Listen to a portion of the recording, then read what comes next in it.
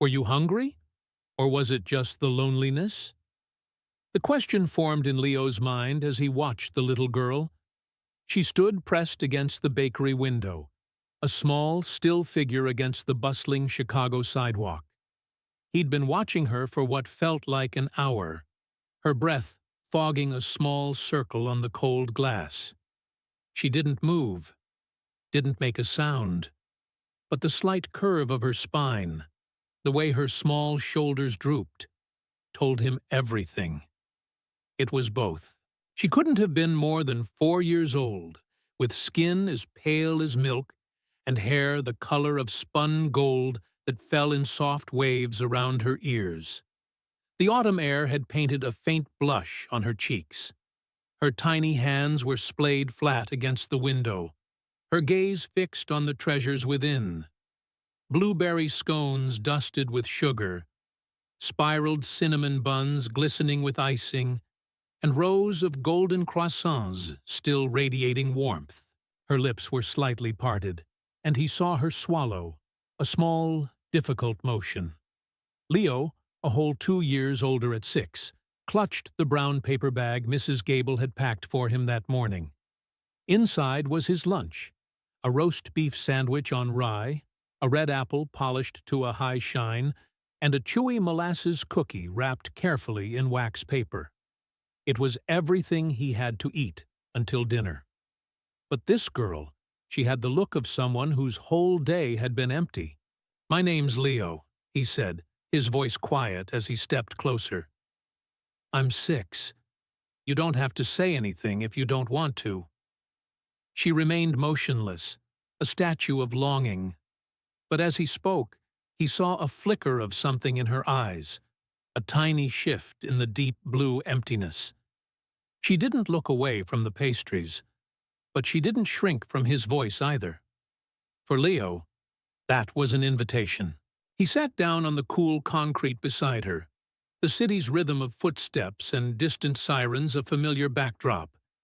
He carefully unwrapped his sandwich and, with the focus of a surgeon, split it perfectly in half. He took a clean napkin from his bag, laid one half of the sandwich on it, and gently pushed it toward her. "You can have this," he offered. "It's good." The girl hesitated. Her gaze drifted from the window, down to the sandwich, and then to him. Her fingers, small and trembling, slowly reached out and curled around the offering. She didn't utter a word, but the corners of her mouth lifted in the barest hint of a smile. She took a bite, then a second one, her eyes closing for a moment. When they opened again, Leo saw a new expression there, something soft and warm chasing the shadows away. It was relief. "You're not much of a talker, are you?" he said, taking a bite of his own half. "That's okay. Mrs. Gable says some people use up all their words on unimportant things. She says the quiet ones are the ones who are really listening." Still, the girl was silent. But when Leo started to hum a simple tune he'd heard on the radio, a little melody without words, she turned her head toward him and a small giggle escaped her lips. It was barely a sound, more like a breath of air, but it was real. Then, to his surprise, she scooted closer, their small arms now brushing against each other. He smiled at her. "I'm going to call you Goldie," he decided, "because your hair looks like the sun got tangled in it." That was when the world tilted. Across the street, a woman in a long trench coat had been watching them. She recognized the girl's face, not from the neighborhood, but from the frantic news alert that had blared across her phone an hour earlier. Within moments, she was dialing 911. "Yes," she said, her voice a rushed whisper. "I think I've found her. The missing Vance girl, the billionaire's daughter. She's outside a bakery on Dearborn Street with a little boy. She looks unharmed, but you need to get here quickly." It didn't take long. A squad car glided to the curb, its lights off, its arrival almost silent. 2 officers emerged, their movements slow and deliberate. The girl froze at the sight of their uniforms, her small body tensing. She instinctively moved behind Leo, her tiny hand gripping the back of his jacket. He stood up, placing himself between her and the approaching officers. "She didn't do anything," he said, his voice firm and clear. "She was just hungry." "We know, son," one of the officers said, his voice gentle. "We just want to make sure you're both safe." They tried to coax the girl forward, using soft words and kind smiles, but she wouldn't move. She clung to Leo, her anchor in a confusing storm. She only budged when Leo turned, took her hand, and whispered, "It's okay. I'll go with you." Only then did she let them lead her to the car.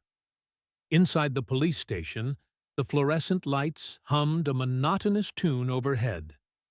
The girl, Ilara, sat curled on a bench in the corner, her small hand still locked in Leo's. She hadn't let go since they'd climbed into the cruiser. The officers had brought them hot chocolate in styrofoam cups and draped soft blankets over their shoulders, but she remained silent, except for a soft whimper when Leo had to briefly stand to stretch his legs. Meanwhile, a different kind of storm was breaking across the city. In a sprawling penthouse office with a panoramic view of Chicago's steel and glass skyline, the billionaire Arthur Vance felt his world stop when the alert lit up his phone. Missing Vance child located safe, with unidentified boy. A grainy cell phone picture accompanied the text, showing his daughter, his Ilara, sitting on a sidewalk next to a small, dark-skinned boy. She was holding a piece of a sandwich, a faint ghost of a smile on her face. Arthur stood frozen, the phone nearly slipping from his grasp. For 10 agonizing months, since the accident that had taken his wife, Ilara had been silent. She hadn't spoken a word, hadn't smiled, hadn't made a connection with anyone. Not the team of therapists, not the specialized tutors, not even him, her own father. And now, this picture. "Get the car," he commanded his assistant, his voice rough with emotion. "Now!" Less than 30 minutes later, the double doors of the precinct burst open. The low chatter in the room died instantly. Arthur Vance was an imposing figure, tall and broad-shouldered, dressed in a tailored charcoal coat and shoes that gleamed under the harsh lighting. But his face was a mask of raw exhaustion, the skin around his eyes hollowed and bruised with sleepless nights. "Where is she?" he asked, his voice a low tremor he fought to control. An officer pointed gently toward the corner. Arthur turned, and his breath caught. There, on a hard plastic bench, dwarfed by an oversized police blanket, was Ilara. Her face was smudged with dirt, and her socks were mismatched. But she was alive. She was whole. Tears welled in Arthur's eyes, blurring his vision. Then he saw what stopped him cold. Ilara was not alone. She was holding hands, her fingers tightly intertwined with those of the little boy from the photo. A black boy with 2 neat cornrows and sneakers that had seen better days. The boy's dark, serious eyes met Arthur's, not with fear, but with a steady, quiet curiosity. And then Ilara turned her head. She saw her father, and a sound tore from her throat. It wasn't the silent weeping Arthur had grown accustomed to. It was a real sob, a gut-wrenching, beautifully alive sound. "Daddy," she whispered. One word. Just one. Arthur dropped to his knees, the sound of it hitting him with the force of a physical blow. His daughter hadn't spoken since the funeral. Not a single word. And now, here, in the sterile corner of a police station, her tiny hand still gripping this boy's, she had shattered the silence. He scrambled forward and wrapped her in his arms, burying his face in her sun-colored hair, unable to speak through his own choked sobs. After a long, shuddering moment, he looked up at Leo. "You stayed with her?" he asked, his voice cracking. The boy nodded simply. "She was hungry, and she looked kind of scared. I didn't want her to be alone." Arthur's eyes glistened with fresh tears. "Why?" he asked, the question hanging in the air. Leo looked down at their joined hands, still linked together. "Because I know what being alone feels like." Arthur slowly got to his feet, still holding Alara, who had tucked her face into his neck. He looked at his assistant, who stood waiting by the door, and spoke 3 quiet, decisive words. "Find out about that boy." The charged silence in the police station lingered long after Arthur Vance and his daughter had been reunited. Officers, social workers, and the handful of administrative staff on duty watched from a respectful distance as something fragile and extraordinary unfolded. Alara Vance, the silent girl who had haunted the city's news cycles, had not only spoken, but was now refusing to release the hand of the boy who had offered her his sandwich and his quiet companionship without asking for anything. Leo remained on the bench, his short legs swinging just above the polished linoleum floor. His scuffed sneakers tapped out a soft, rhythmic beat. His small fingers were still firmly laced with Alara's. The hot chocolate an officer had given him sat untouched and cold in his lap. He wasn't sure if he was at the end of a strange adventure or at the very beginning of one. Mrs. Gable arrived in a flurry of motion, her coat buttoned crookedly, and a patterned scarf half untied around her neck. "Leo Michael!" she exclaimed, her voice a mix of relief and worry as she rushed forward and pulled him into a fierce hug. "Child, are you all right?" "I'm okay, Mrs. Gable," Leo replied softly, his eyes darting back to Alara, who had retreated further into her father's embrace but kept glancing his way. Mrs. Gable straightened up and turned to face the billionaire, her posture immediately becoming protective. "He didn't do a thing wrong," she said, her voice firm, carrying the unshakable certainty of someone who had raised a good boy and knew it. "He saw a child who needed help, and did what most grown-ups are too busy to do." Arthur, still on his knees to be at his daughter's level, looked up at her. "I know," he said, his voice raw. "I'm not here to accuse him. I'm here to thank him." His voice cracked on the last word. "Your grandson may have just saved my daughter." Mrs. Gable studied him for a long moment, her gaze measured and careful. She was a woman who had seen the world from the other side of wealth and knew not to trust easy words. Then, with a slow, deliberate nod, her expression softened. "She needed a little kindness, that's all. And that boy has more of it than he has pockets to put it in." Just then, an officer stepped forward. "Sir, we'll need to file the official report. We're also required to contact the Department of Child and Family Services. It's standard procedure in these cases." Arthur cut him off gently. "Understood. Do what you need to do." Then he turned his full attention back to Mrs. Gable and Leo. Would you come with us? Just for a little while? I want my daughter to feel comfortable, and right now, she only seems to feel that way when he's near." Mrs. Gable blinked, taken aback. "Go with you? Where to?" "To my home, or to a neutral place, wherever you feel safest. We can arrange a car, or I will stay here with you for as long as it takes. But please," his voice dropped to a near whisper, a desperate plea from a man stripped of all pretense, "please don't take him away from her, not just yet." Mrs. Gable looked down at Leo. The little boy looked up at her, his expression not fearful, but deeply thoughtful. "He's still sad," Leo said simply, looking at Alara. "She doesn't talk much, but I think her heart is still hurting." Mrs. Gable let out a long, slow sigh. Lord, have mercy, she muttered under her breath. All right, for a little while.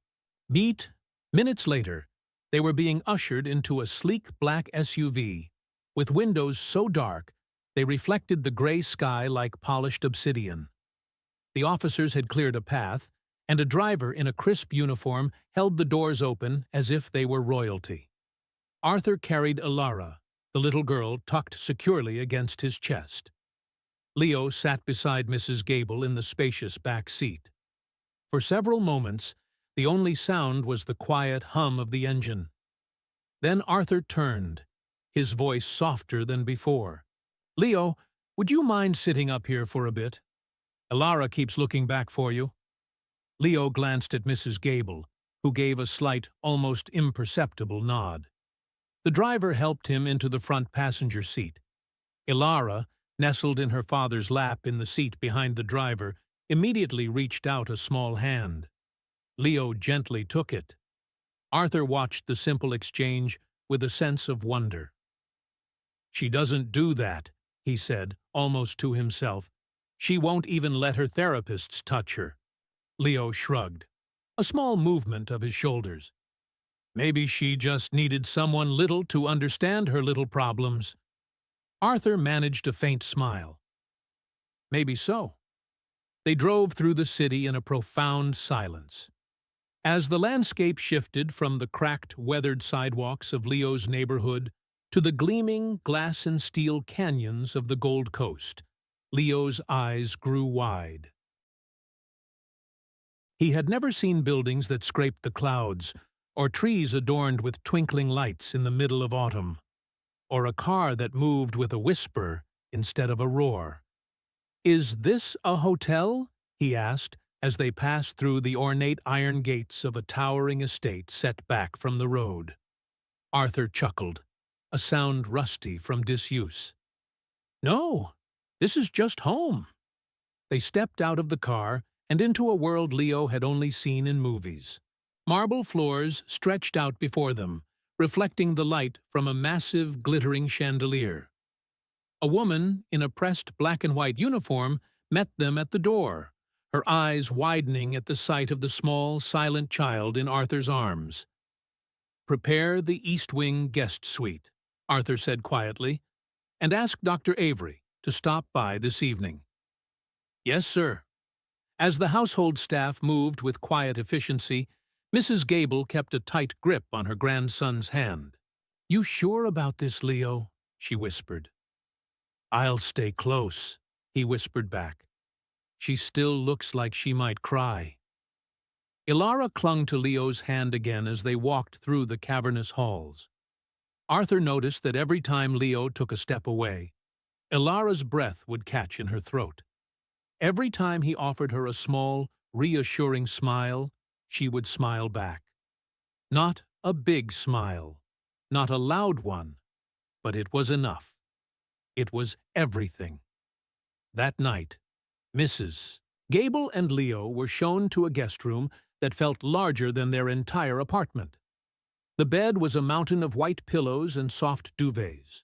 Fresh pajamas were folded neatly on the edge, and a silver tray with warm food and milk waited by the window. Leo climbed onto the bed and bounced once, his eyes wide with disbelief, then looked over at his grandmother. "Is this real?" Mrs. Gable sat carefully on the edge of a velvet armchair, her eyes scanning the room as if she expected it to vanish. "Feels like we walked into someone else's dream, child." Leo ate his dinner slowly. Then, clutching the small, well-loved teddy bear he'd brought from home, he crept out into the hallway. He found Arthur in a large den, still holding Elara, both of them silhouetted by the dim, flickering light of a fireplace. He approached them slowly. "Is she okay?" he asked in a small voice. Arthur looked up, his eyes red-rimmed and weary, but softer than before. "I think she is. When you're near." Leo stepped closer. Elara's eyes fluttered open and she smiled again, her third smile of the day. She reached out a hand. Leo gently placed his teddy bear in her arms. "His name's Patches," he whispered. "He helps me sleep when I feel like crying." Arthur's throat tightened. He watched as Elara clutched the worn bear and let out a soft, contented sigh, her small body finally relaxing against his. "I don't know who you are, Leo," Arthur said, his voice shaking with an emotion he couldn't name, "but I think you're saving us." Leo didn't answer. He just sat on the plush carpet beside the armchair, quietly humming the same simple tune from the bakery sidewalk. And for the first time in 10 long months, the great, hollow house didn't feel empty anymore.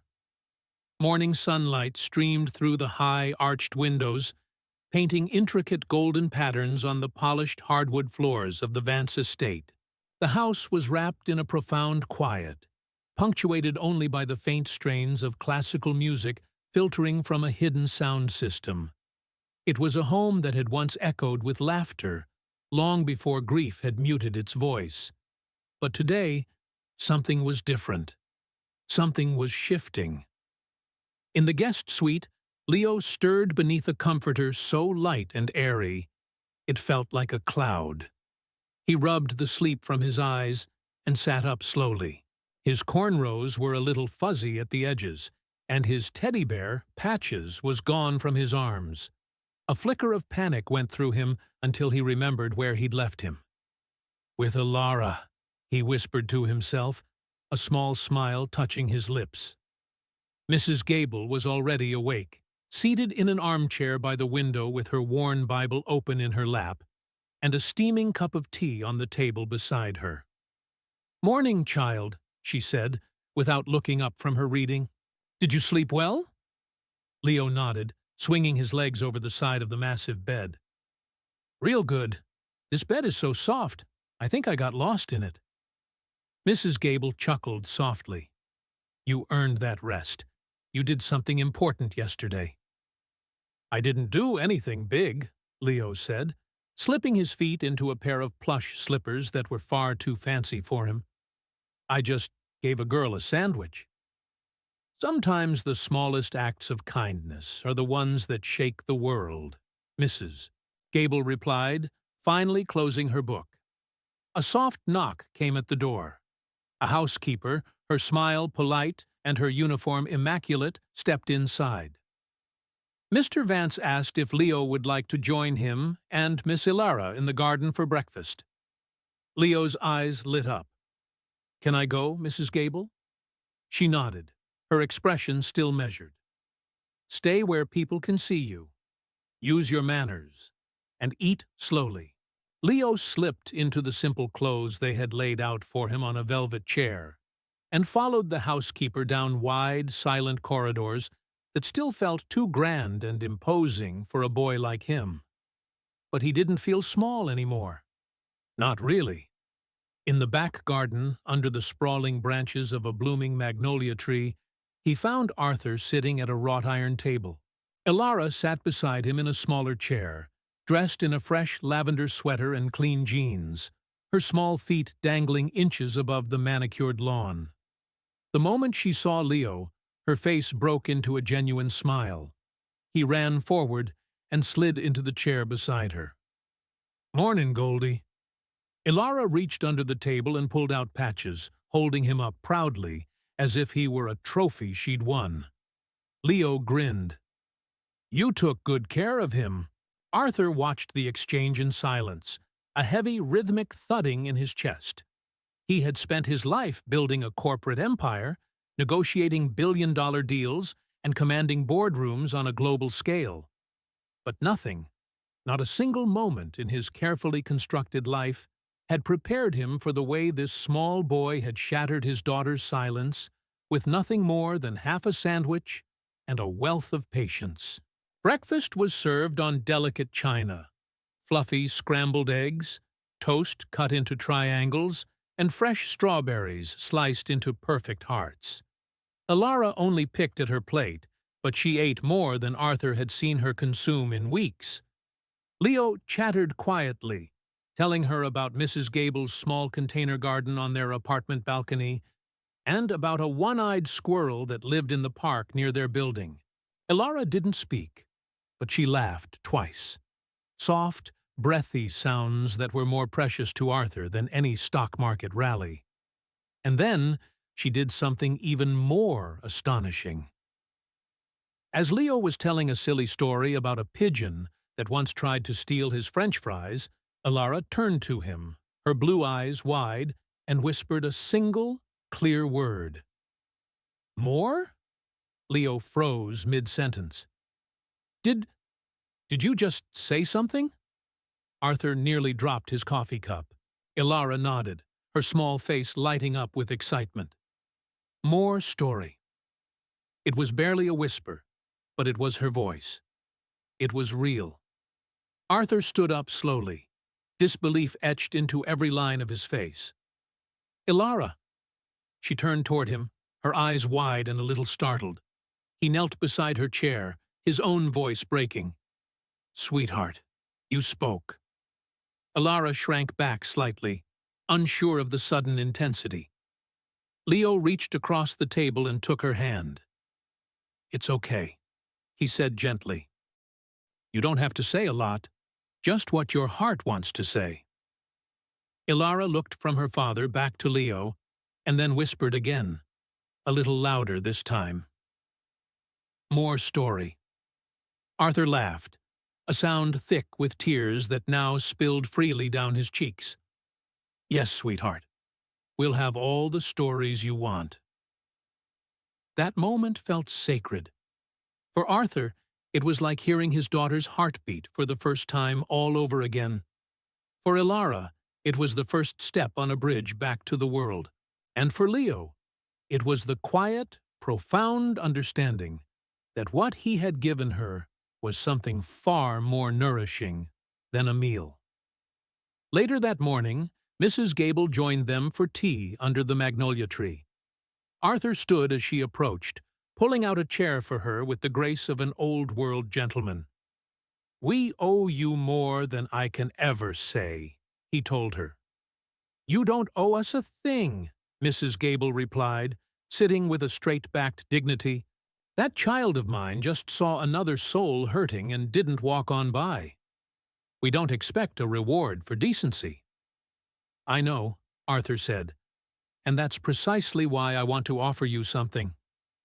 He leaned forward, his elbows on the table. "I would like to arrange for tutoring for Leo. Private lessons, music, art, whatever he shows an interest in, and your home, your living situation. It's taken care of, for as long as you need." Mrs. Gable raised a skeptical eyebrow. "So, you want to play the benevolent benefactor now?" "No," Arthur said quickly, earnestly. "I just want to say thank you in the only language I'm fluent in. You and your grandson. You brought my daughter back to me." Mrs. Gable glanced at Leo, who was now patiently teaching Elara how to braid blades of grass together. "Let's not get ahead of ourselves," she said slowly, "but we'll listen. You can start by coming to our house next. See how we live. You want to thank us? You start there, with your eyes and your heart wide open." Arthur nodded without hesitation. "Deal." That night, as the sun dipped below the horizon and the garden lights began to flicker on, Leo sat with Elara on a soft blanket beneath the vast, starry sky. They didn't say much. They didn't need to. Patches lay between them like a silent, furry guardian. Leo pointed to the brightest star he could find. "That one's for your mama," he whispered. "I bet she can see you smiling now." Elara leaned her head on his shoulder, and for the first time since her mother had died, she fell asleep without trembling. The next morning arrived quietly, draped in the soft, hazy light of dawn. Sunlight filtered gently through the gauzy curtains of the east wing, casting long golden beams across the tiled floor. In the guest bedroom, Leo woke before Mrs. Gable for the first time since they'd arrived. He sat up slowly, blinking away the last remnants of sleep, and tiptoed across the cool room toward the balcony. Outside, the world looked like a painting. Roses in full bloom climbed the wrought iron railings, and a pair of doves cooed from the rooftop across the courtyard. In the distance, he could hear the gentle hum of a fountain in the garden below. His eyes scanned the grounds until he spotted a small shape. It was Ilara, sitting cross-legged on a blanket with Patches propped up in her lap, her face tilted up toward the morning sky. Leo smiled. He dressed quickly in the clothes that had been laid out for him and slipped downstairs barefoot, his small feet pattering softly on the cold marble. No one stopped him. The staff had quickly learned not to question Leo's movements, not since Mr. Vance had made it clear, "Wherever that boy goes, let him." He stepped out into the garden, the dew still clinging to the blades of grass. Ilara looked up as he approached, and her face broke into a smile. "Morning, Goldie," he said, sitting beside her. She held up the teddy bear as an offering. "He watched the stars with me." Leo sat beside her on the blanket. "I bet he had a lot to say." Ilara nodded solemnly.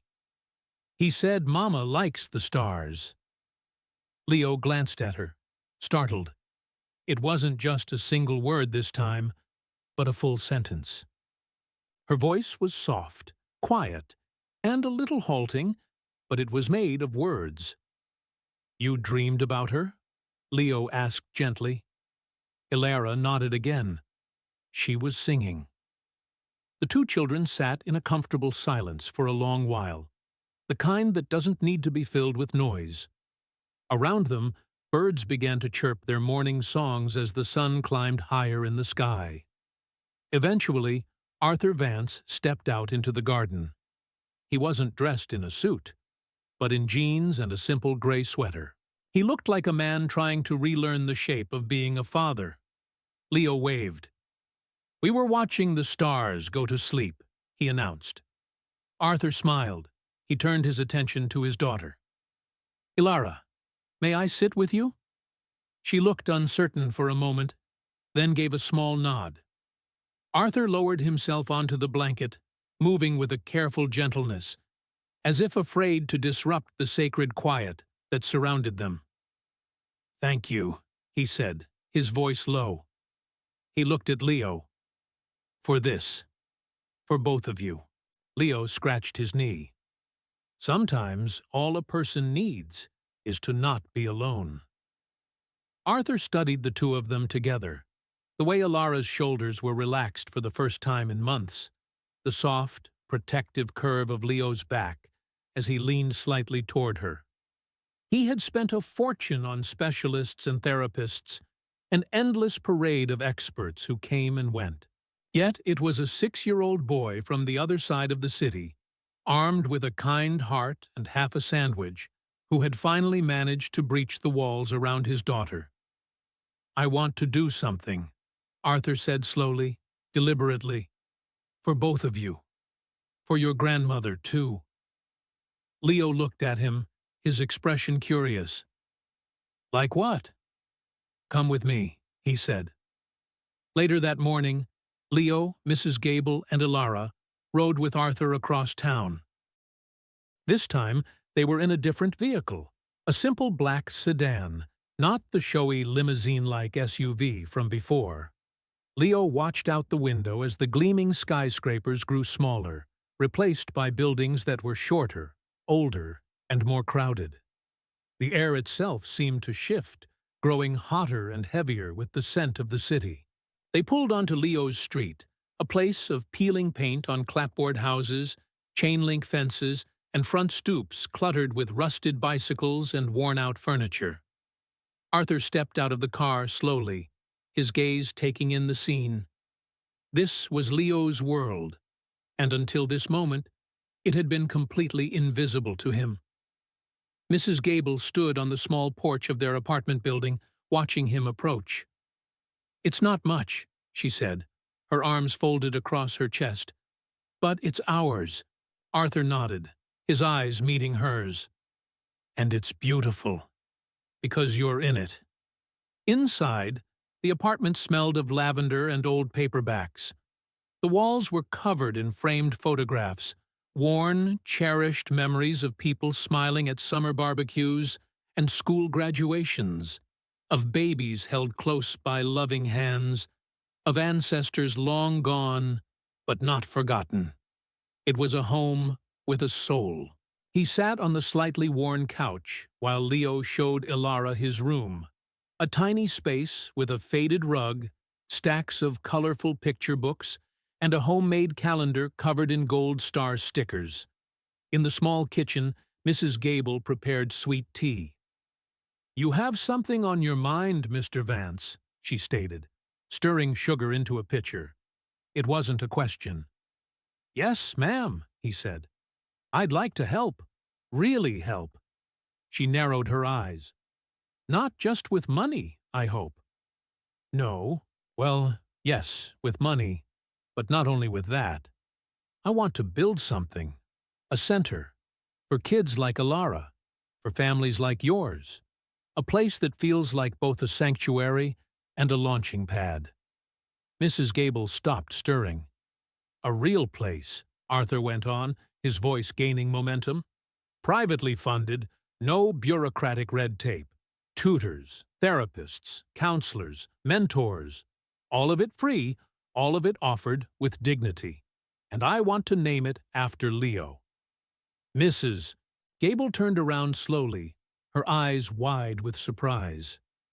"After Leo? He reminded me that you don't have to be wealthy to be a hero." She didn't speak for a long moment, her expression unreadable. Then she let out a slow breath. "You're serious about this?" Arthur nodded. "Completely." Mrs. Gable leaned against the counter. "Then," she whispered, almost to herself, "then maybe God sent him to you for more than just your daughter."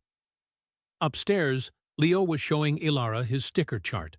"Each star means I read a whole book or helped Mrs. Gable with the laundry." Ilara reached out a small finger and gently touched one of the gold stars. "I want one." Leo smiled. "You can earn them too. We can make you your own chart." She giggled, a bright, happy sound that filled the small room. That afternoon, as they drove back to the estate, Leo leaned his head against the car window and watched the world blur by. Ilara sat beside him, still clutching Patches, who now had one of Leo's gold star stickers proudly displayed on his fuzzy chest. Arthur looked back at them from the front seat. "You doing okay, Leo?" He nodded. "Just thinking." "About what?" Leo turned to look at him, his voice small but clear. "About why some people have everything and some people have nothing. But when you give a little bit of what you have, somehow everyone ends up feeling full." Arthur's throat tightened.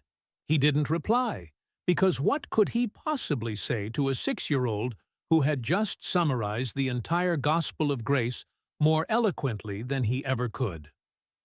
That night, in the quiet of his study, Arthur opened his laptop and began to draft the founding charter for the Leo Michael Foundation. And across the hall, 2 children, one who had been silent for so long, the other too wise for his years, slept side by side in a guest room, beneath a canopy of stars that someone had carefully glued to the ceiling. The Vance estate was abuzz with a new kind of energy in the weeks that followed. Landscapers trimmed hedges that were already perfectly manicured, painters touched up walls that were already flawless, and in a large, sunlit room that had once served as a formal ballroom, carpenters began to measure and reimagine. It was being transformed into the central planning hub for the Leo Michael Foundation. On the second floor, in the East Wing, where Ilara's laughter now echoed through the halls almost daily, Leo sat cross-legged on the floor, surrounded by colored pencils and large sheets of sketch paper. One of the housekeepers had given him a small, leather-bound notebook with crisp, blank pages, and he had filled it with doodles and diagrams of what the new kids' place might look like. "This one is a reading tree," he explained to Arthur, who was crouched beside him, studying the drawing with intense focus. Kids can climb inside and read, and nobody can bother them. And over here is a quiet room for when you feel like crying, but you don't want anyone to see you. Arthur looked at the detailed sketches with a quiet sense of awe. I think we need to hire you as our head designer. Leo beamed. Can I be the junior designer? That sounds really important.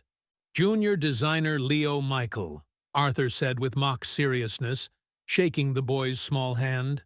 It's official. Across the room, Ilara was carefully arranging colorful puzzle pieces into neat, straight lines. She still didn't speak much in front of most adults, not even Arthur. But with Leo, she was a different child entirely. Each day seemed to bring a few new words, short sentences, and sometimes soft bursts of giggles that made even the most stoic members of the household staff pause in the hallways to listen. Mrs. Gable, too, had gradually grown more comfortable in the grand home. She still slept with her purse on the nightstand beside her bed out of lifelong habit. But she now joined Arthur for coffee in the mornings. She would listen to his plans and occasionally offer sharp, sage advice when a meeting with architects ran too long or a contractor tried to inflate a bid. Don't let those fancy suits fool you, she told Arthur one morning. A big vocabulary doesn't mean a person has common sense. You have to earn wisdom, not just buy it. He had nodded, humbled once again by her straightforward clarity. One Sunday morning, Arthur surprised them all.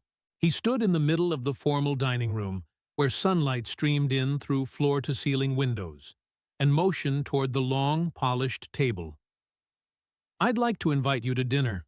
A real one tonight. Not takeout on trays in the den or rushed meals at the kitchen counter. Leo's eyes lit up. With candles and fancy napkins? With candles, Arthur confirmed, a genuine smile spreading across his face. And Mrs. Gable, I would be honored if you would sit at the head of the table. She narrowed her eyes playfully. At the head of your fancy table?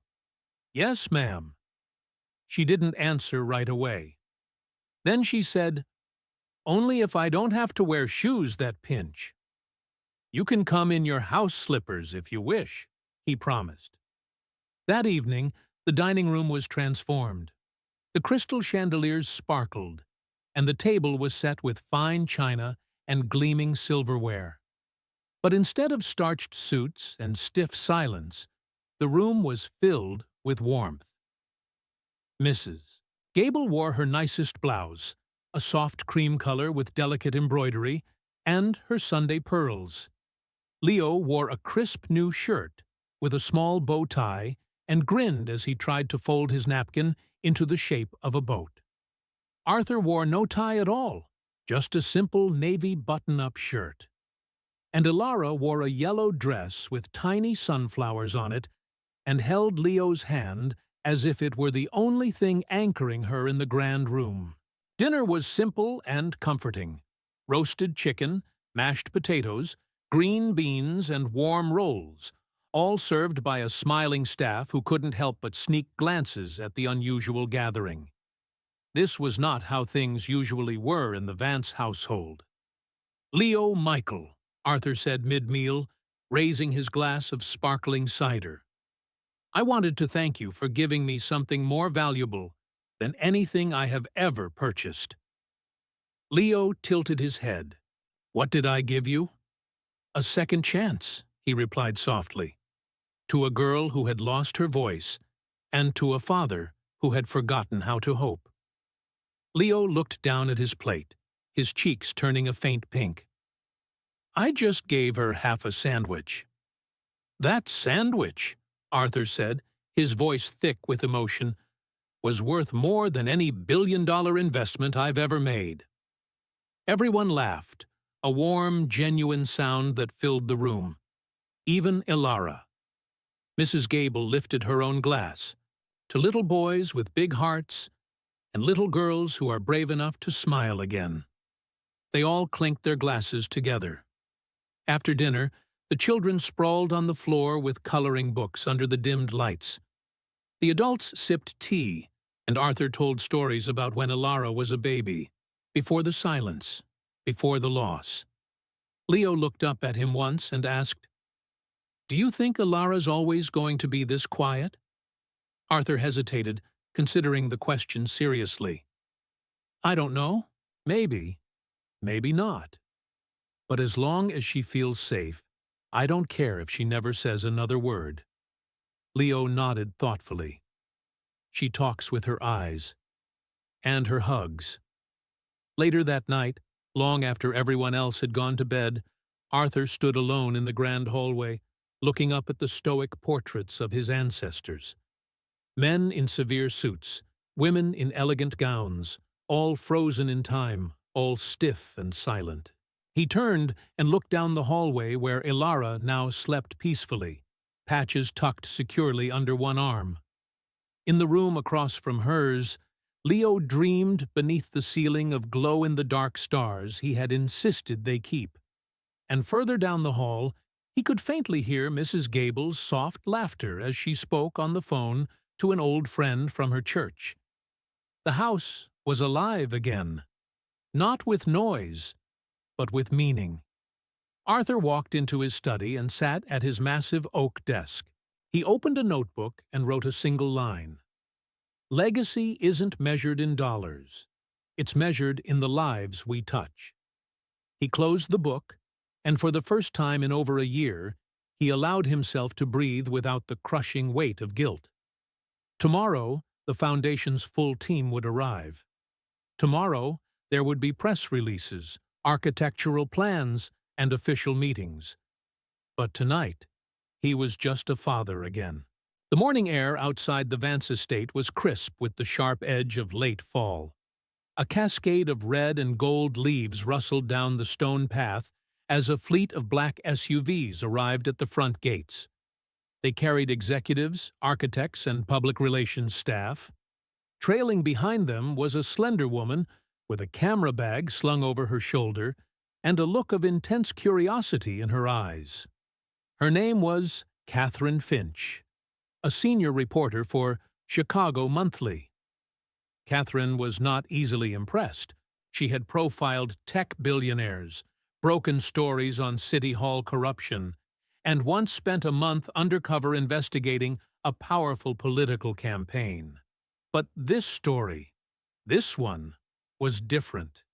It had captured her attention for reasons no editor could fully articulate. A billionaire's missing, traumatized daughter found safe. Not by the police, not by a high-priced private investigator, but by a 6-year-old black boy from the South Side.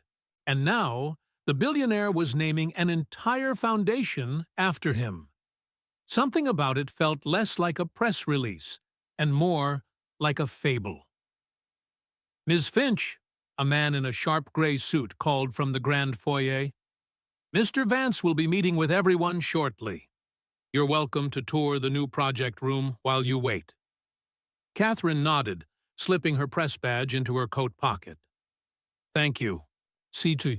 She moved through the hallway slowly, her journalist's eyes scanning every painting, every piece of antique furniture, every passing staff member. The estate was tasteful, not gaudy, but polished in a way that screamed old money. What it didn't scream was children. But as she rounded a corner, she heard something unexpected. Laughter, high-pitched, pure, and utterly joyful. She followed the sound to a sunroom flooded with golden morning light. There, at a low table covered in paint pots and scraps of construction paper, sat Leo. He wore an oversized artist's smock and was carefully smearing blue paint across a large piece of cardboard. Beside him sat Ilara, her cheeks dotted with silver glitter, her eyes focused intently on gluing a cotton ball cloud in just the right place. They didn't notice her at first, but when Catherine stepped forward, Leo looked up. "Are you the reporter?" he asked, wiping his paint-covered fingers on his smock without a hint of hesitation. "I am," Catherine said, a smile touching her lips. You must be Leo. He grinned. I'm the junior designer. Catherine knelt beside the table, intrigued. And what are you designing today? A dream sky, Leo said with great seriousness. It's for the kids who are going to come to the new place. If they look up and feel sad, they can just look at this and maybe feel a little better. Ilara, still silent, pointed a glittery finger to a golden star sticker in the corner of the painting. Is that one your favorite? Catherine asked gently. Ilara didn't speak, but Leo nodded on her behalf. That one's for her mama. Catherine paused, her heart giving an unexpected tug. She quietly turned off the voice recorder in her pocket. Can I ask you something, Leo? Okay. Why do you think Mr. Vance is naming this whole foundation after you? Leo shrugged, as if the answer were obvious. Because I gave Ilara a sandwich and sat with her. Do you think that makes you a hero? He scrunched up his nose in thought. No, I think it just makes me a person. Ilara looked up then, her gaze clear and direct. Her voice was a whisper. Best person. Catherine blinked, stunned. Did he just... She started to ask. Yeah, Leo said proudly. She talks now, not all the time, but when she does, it means something. Catherine sat with them for a few more minutes, watching them work together in a comfortable, creative silence. It was the most authentic and moving thing she had witnessed in months of reporting. Later, in the project room, she finally met with Arthur Vance. He was dressed in a navy sweater and simple slacks. Nothing flashy, but his presence still commanded the room. Ms. Finch, he greeted her warmly. Thank you for coming.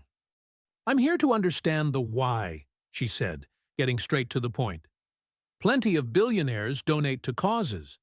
Very few name multi-million-dollar foundations after 6-year-olds.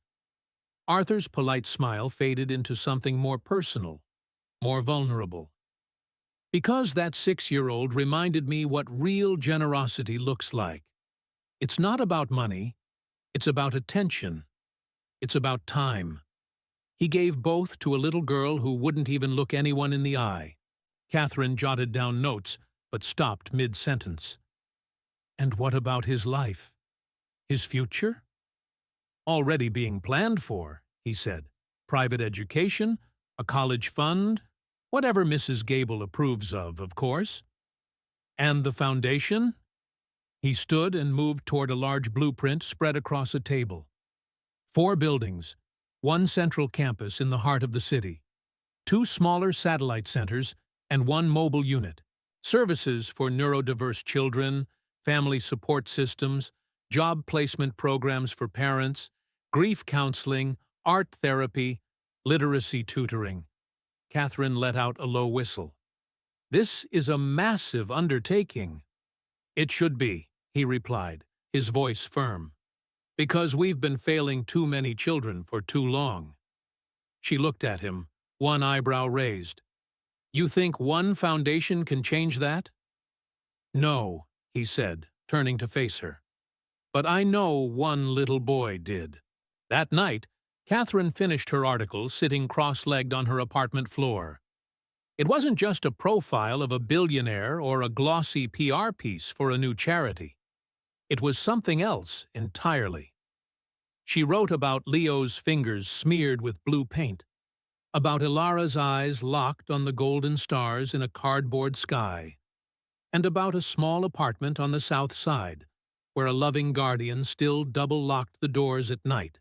She wrote about a single, quiet moment, the kind most people walk right past, and she ended her story with a line that would soon be quoted, shared, and reprinted across the country. He gave her half a sandwich and his whole heart, and in doing so, he reminded an entire city what humanity looks like. The article went viral in under 12 hours. By the end of the week, The Leo Michael Foundation had received over 8,000 messages from parents, educators, and volunteers. People were asking how they could help, how they could donate, or how they could bring a similar project to their own neighborhoods. Leo didn't know any of that. He was too busy helping Alara build a pillow fort in the Grand Library. But when Mrs. Gable read the article aloud to him that evening, sitting in a rocking chair by the fire, Leo climbed into her lap, yawned, and said softly, "Do you think more kids are going to get help now?" Mrs. Gable kissed the top of his head. "Child, you already opened the door. Now the whole world is just walking through it." 2 weeks after Catherine Finch's article turned Leo Michael into a household name, the ornate front gates of the Vance estate were lined with envelopes, gift boxes, and letters left by strangers, neighbors, and even schoolchildren from other states. Some contained crayon drawings of a boy sharing a sandwich. Some offered small donations, and some were simply thank-you notes scribbled in wobbly handwriting.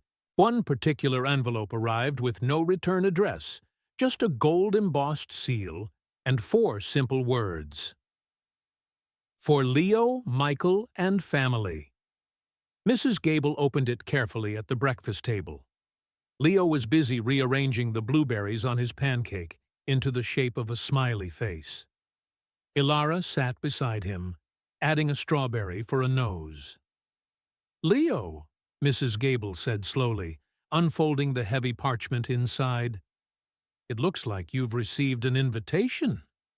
He looked up, a smear of syrup on his cheek. "To what?" "To Washington, D.C., she replied, her voice tinged with disbelief. "They want you to speak at the National Children's Equity Summit.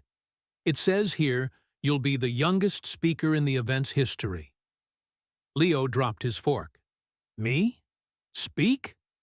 Arthur, seated across the table in his usual navy sweater and reading glasses, set down his tablet. "Let me see that." He scanned the letter, his eyebrows rising slightly. "It's real. The event is hosted by the Secretary of Education. This is a national platform." Mrs. Gable snorted. "For a 6-year-old? Are you sure they haven't made a mistake?" "I don't think so," Arthur said, a look of profound respect on his face. "Leo's story has become something much bigger than any of us." Leo sat back in his chair, his eyes wide. "But what if I mess up? What if I talk funny? Or I forget what I'm supposed to say?" Alara reached across the table, placing Patches gently in his lap. "He says, you'll be fine," she whispered. Leo blinked. "He did?" Ilara nodded seriously. "He said brave boys don't need perfect words. They just need true ones." Mrs. Gable looked like she might cry. The trip to Washington was like stepping into a dream Leo didn't even know he'd had. The airplane was enormous, so big it didn't seem like it should be able to fly. The seats reclined all the way back, and a flight attendant brought him orange juice in a real glass. Alara sat next to him, wearing a pair of headphones that were too big for her head, nodding gently to some soft music. Mrs. Gable clutched her handbag tightly for the entire flight. When they landed, they were greeted at the airport by a government aide and led to a car with black-tinted windows. Leo waved at every stranger they passed, completely unaware that his face was becoming as recognizable as his name. At the hotel, Leo twirled in the lobby beneath a chandelier shaped like a spiral of shooting stars. "Is this place for real?" he whispered to Mrs. Gable. "It's real, all right," she said, her hand resting on his shoulder. "But you remember, none of these fancy walls matter. What matters is what you have in that little heart of yours." The morning of the summit arrived faster than anyone had expected. Leo stood backstage in a smart navy blue suit, with a small sunflower pinned to the lapel. His cornrows had been freshly braided, and he held a small stack of index cards, most of which just had the word "breathe" written on them. Arthur stood behind him, his hand resting gently on the boy's shoulder. He'd flown in late the night before, promising he would be there no matter what. Ilara was already seated in the front row, Patches perched in her lap. "You know," Arthur said softly, "I've spoken in rooms much bigger than this, in front of people who were richer, louder, and supposedly smarter. And I have never been as nervous as I am right now." Leo looked up at him. "You're nervous for me?" "I'm nervous of you," he said with a wink. "You've got more power in your little finger than I've ever had in my entire portfolio." Leo giggled nervously. Then the curtain opened, the moderator called his name, and he stepped out onto the stage. Hundreds of pairs of eyes turned toward the tiny figure walking across the vast platform. Camera flashes lit up the room like bursts of lightning. Microphones hummed with anticipation. Leo reached the podium, climbed onto the small step stool they had placed there for him, and took a deep breath. "Hi," he said into the microphone, his voice small but astonishingly clear. "My name is Leo Michael." Silence. He glanced toward the front row. Ilara gave him 2 thumbs up. "Mrs." Gable folded her hands and bowed her head in a silent prayer. Arthur smiled with a pride so fierce it almost hurt. "I met a girl named Ilara when she was sitting by herself," he began. "She looked really hungry, so I gave her half of my sandwich." A few soft chuckles of tenderness rippled through the crowd. "She didn't talk. She didn't smile much. But she sat with me, and I sat with her for a long time." He took another breath. "I didn't know she was the daughter of a billionaire. I didn't know the news was looking for her. I just knew she looked sad and lonely. And I've been lonely before. I know how that feels." People shifted in their chairs, leaning forward. "Sometimes," Leo continued, "people think you have to be big to help someone, or rich, or famous. But I'm just 6. I live with my grandma. Well, my Mrs. Gable. We don't have a lot, but I had a sandwich, and I had some time, and I gave her both." The room was still now, utterly still. "Now, Mr. Vance is helping to build a place for kids like Ilara, and for other kids too. A place where nobody has to feel left out." He looked around the grand hall, his eyes wide and earnest. "And I think we need more places like that." A beat of silence. Then applause. It started soft at first, then grew louder, fuller, until it was a wave of sound. People were getting to their feet. Some were wiping tears from their eyes. Leo stepped down from the podium, his heart thudding in his chest. Backstage, Arthur caught him in his arms, lifting him into a hug. "You did it," he whispered. Leo looked up at him. "I didn't say anything fancy." "You didn't have to," Arthur said, his voice thick with emotion. "You just told the truth. And sometimes, that's the only thing powerful enough to change the world." Mrs. Gable joined them, squeezing Leo tight. "My boy," she said, her voice full of love. "You were born for this." Ilara ran up with Patches and placed the teddy bear in Leo's hands. "You gave him to me," she whispered. "Now he's yours again."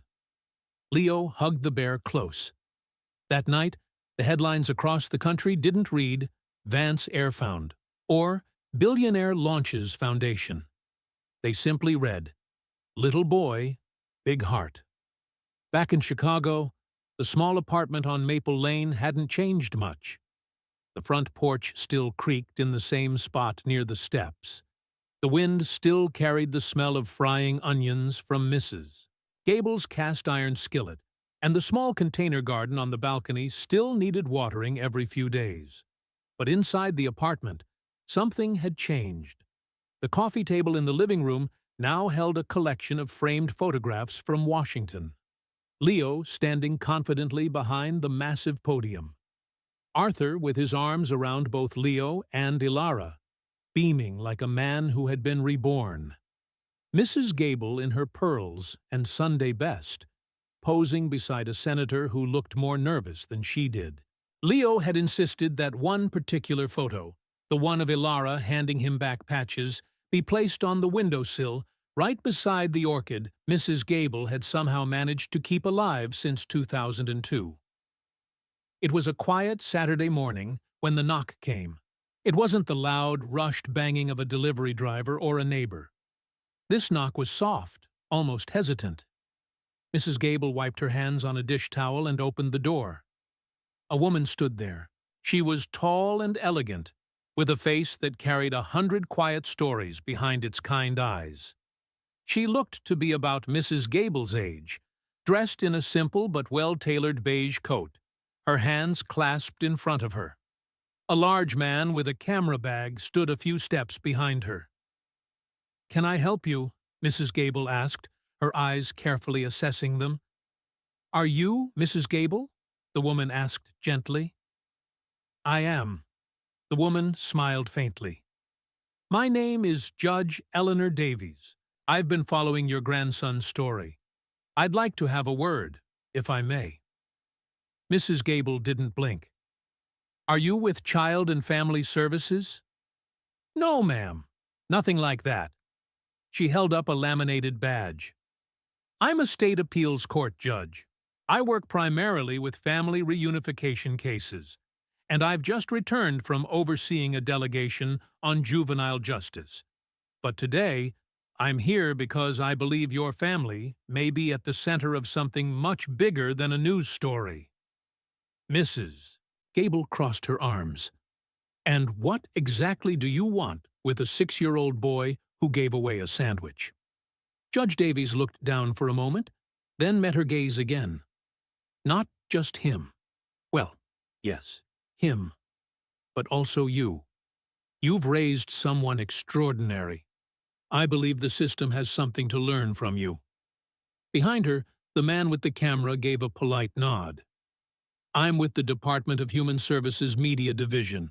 We're working on a documentary series about caregivers who have a profound impact on early childhood development, the kind the system usually overlooks." "Overlooks?" Mrs. Gable echoed. "You mean the grandmas, the aunties, and the neighbors who are doing all the heavy lifting while the folks in charge look the other way?" The judge gave a tired, knowing smile. "Exactly that." Mrs. Gable considered them for a moment, then opened the door a little wider. "Come on in. But I'm not cleaning the house for you. What you see is what you get."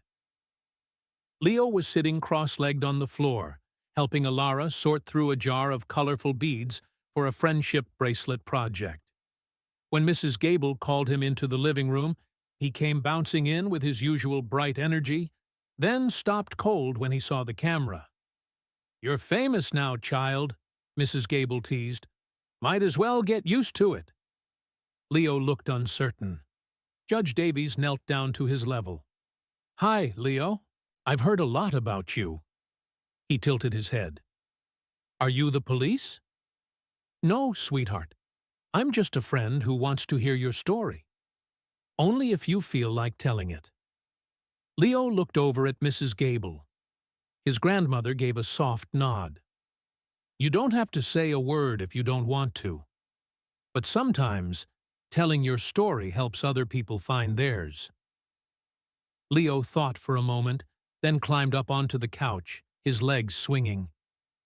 "Okay, but I want Ilara in here too. She's part of the story." Judge Davies smiled. "That's fair." The interview was simple and conversational. The camera mostly stayed off, capturing the ambient sounds of the room, Leo's gentle voice, Mrs. Gable's occasional interjections. "I didn't even know who Ilara was," Leo explained. "I just saw her looking really hungry and really lost. I thought maybe she just needed someone to sit with her for a minute." "And why do you think that mattered so much?" the judge asked. Leo shrugged. Because I think when you feel invisible and someone finally sees you, that's the whole thing. That's what helps. Ilara, sitting beside him, reached for his hand. "And what about you, Ilara?" the judge asked carefully. "Do you know why Leo is so special?" Ilara hesitated, then whispered, her voice barely audible. "He stayed." The judge blinked. "So many people left," she said softly. "But Leo stayed." Mrs. Gable swallowed hard, her fingers curling over the hem of her apron. Judge Davies didn't speak for a long moment. Then she turned off her recorder. "You two are really something else," she said, standing up. "Thank you for letting us in." They began to pack up their equipment. As the cameraman zipped his case, Judge Davies turned to Mrs. Gable again. "I'd like to nominate you both to speak at the Illinois Child Welfare Forum next month. You would be the keynote speakers. It's mostly policymakers, foster care directors, and family advocates." Mrs. Gable chuckled without humor. "You want me to go preach to the very people who've been doing it wrong all these years? I want you to show them how it can be done right." Mrs. Gable didn't answer right away. But as she looked over at Leo, who was now laughing with Ilara over a small jar of spilled beads, something in her eyes softened. "I'll think on it," she said. Later that night, after their guests had gone and the house was quiet, Leo sat beside Mrs. Gable on the small porch swing. The evening breeze was warm, scented with honeysuckle from a neighbor's garden. "Mrs. Gable," Leo asked, "do you think I'll have to talk in front of a big crowd again?" "Maybe," she said. "But don't you worry. You'll have the right words when the time comes." He leaned his head against her shoulder. "What if I mess up?" She smiled into the darkness. "Child, telling the truth isn't something you can mess up. You just speak from where it hurts and where it heals." Leo thought about that for a moment, then whispered, "Is that what you did all these years? Spoke from where it hurts?" Mrs. Gable looked out at the stars beginning to appear in the darkening sky. "No, baby. I mostly stayed quiet. But maybe now it's time to speak." Across the lawn, Ilara was sitting near the steps, playing with patches. She looked up once at the two of them on the swing, then lay back in the grass and stared up at the sky.